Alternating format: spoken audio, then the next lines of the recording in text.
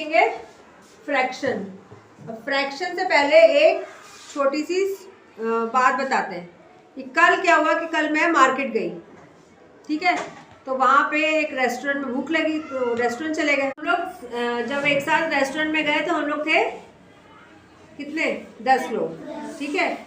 और वेटर से बोला कि पराठा लेकर आओ।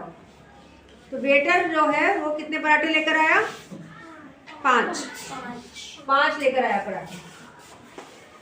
एक पराठा, 2, 3, 4, 5। अभी पराठे हैं। पराठे ऐसे भी तो होते हैं शेप के, थोड़ी थोड़ी गोली हो, रोटी गोल होती है पर पराठा इस शेप का भी होता है, ठीक है। अब लोग कितने हैं, 10। तो हमने क्या किया कि सोचा कि इस पराठे के 2 हिस्से कर लेते हैं।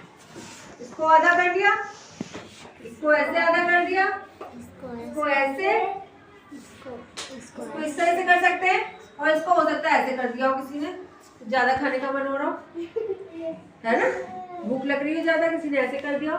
तो ये हमने क्या किया, इसके हिस्से कर दिए। तो फ्रैक्शन क्या होता है, फ्रैक्शन होता है is a part of a whole. इसकी डेफिनेशन क्या होती है, fraction is a part of a whole. अब ये बताते हैं कि ये इसका मतलब क्या हुआ। फ्रैक्शन जो है वो हमेशा इस तरह से लिखा जाता है, एक नंबर ऊपर होता है, दूसरा नंबर नीचे होता है, हमेशा ऐसे फ्रैक्शन लिखा जाता है। ये पहले एक पराठा था, इसके कितने पार्ट हो गए, 2, 1/2, ये 1 है और ये पूरा मिला के कितने, दोनों पार्ट्स कितने हैं, 2। नीचे जो है पूरा वो आता है नंबर कितने पार्ट्स है और कितना, ये आधा पोर्शन कितना है और ये आधा पोर्शन कितना है। इसको हम इस तरह से फॉर्म में लिख सकते हैं। हमने देखा कि फ्रैक्शन को हम कैसे लिख सकते हैं, 1/2 के फॉर्म में हमेशा लिखते हैं। लाइन एक बीच में डिवाइडिंग लाइन होगी, उसके ऊपर एक नंबर होगा और एक नीचे नंबर होगा लाइन के नीचे। तो इस तरीके से तो हम फ्रैक्शन लिखते हैं। एक और एग्जांपल लेते हैं। एक बिल्डिंग है, ठीक है, अभी इसको बिल्डिंग को देखना तुम। ये बिल्डिंग है, ये फ्लोर है, ये फर्स्ट फ्लोर है, ये सेकंड फ्लोर, ये थर्ड फ्लोर है और ये 4th ग्राउंड है ना। ये एक एंट्रेंस का रूम है, एंटर करने का दरवाजा है, ठीक है। यहाँ पे एंटर करते हैं, किसी बिल्डिंग में जाते हैं ना, तो यहाँ से हमने एंटर करी और एक डोर यहाँ पर है, तो ये डोर है, ठीक है। क्या है, डोर है। ये हर फ्लोर पे डोर है।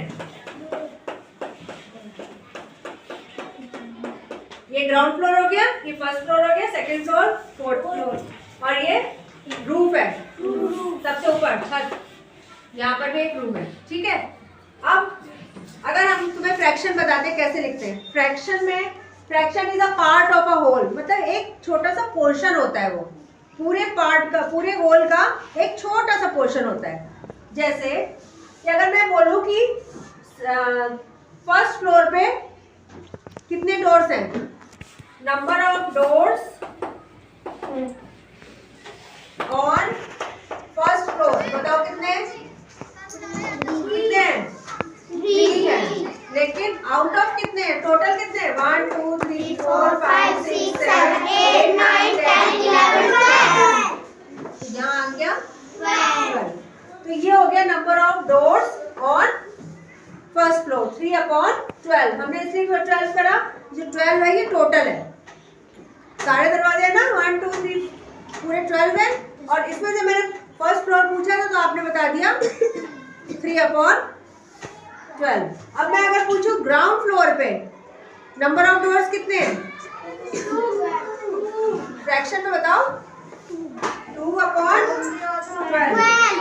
ग्राउंड फ्लोर पे कितना है, फ्रैक्शन कितना हुआ, 2/12। 2 तो वो हुआ जो पार्ट है और होल पूरे जितने डोर्स है वो टोटल नीचे लिखा जाता है। सबको आ रहा है समझ में। अब बताओ number of door on the roof कितने, फ्रैक्शन बताओ, 1/12। 1/12। 1/12 फ्रैक्शन। तो अब 1/12 क्या हो गया? Number of doors at on the roof. इसी तरीके से जब हम फ्रैक्शन निकालते हैं तो जो पार्ट पूछा गया है वो तो ऊपर आएगा और टोटल नंबर वो कहाँ आएगा? नीचे की साइड आएगा। अब हम देखते हैं कौन से टर्म्स हम यूज करते हैं फ्रैक्शंस में। ये क्या हो गई?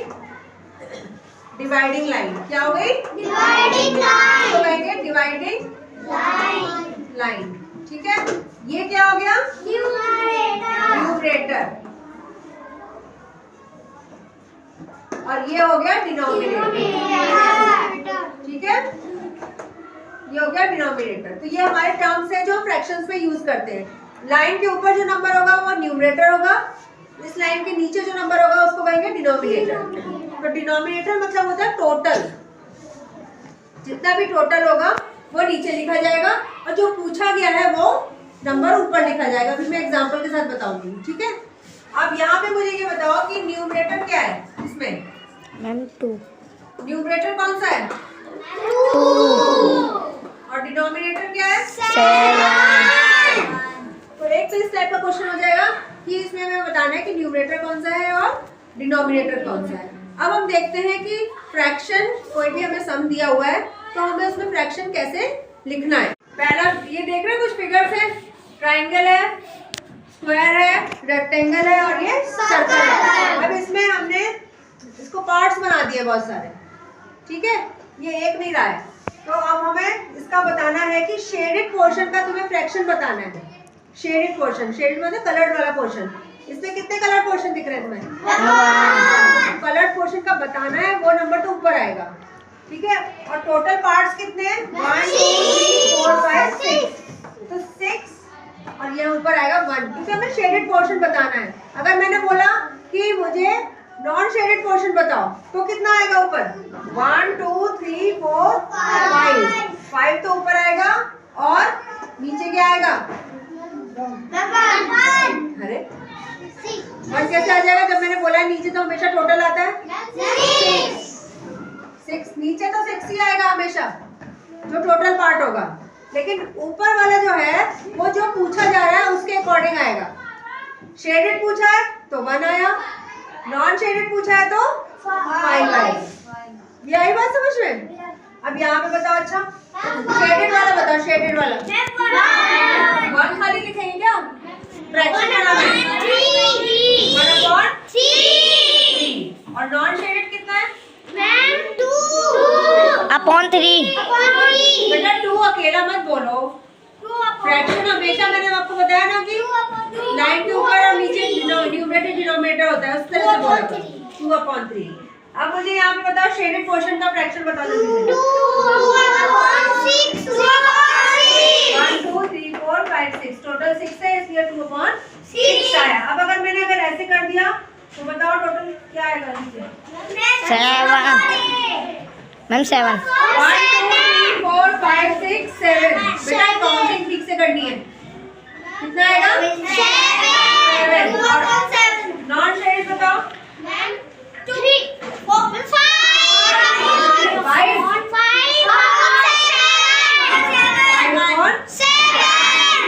अच्छा, अब ये वाला जो जिससे मैं पूछूंगी वो बताएगा। कौन बताएगा? हाथ में आगे से पूछो।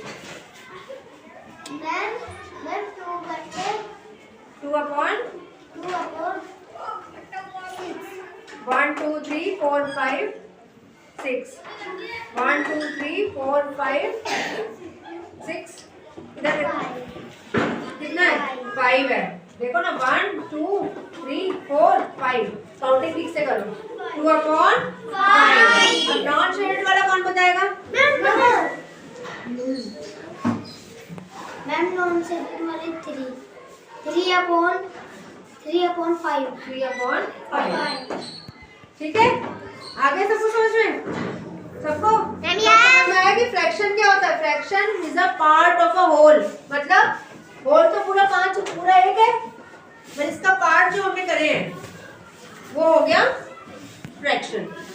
शेडेड का है तो 2 है, 2 पार्ट्स है, और नॉन शेडेड का है तो 3 पार्ट्स है।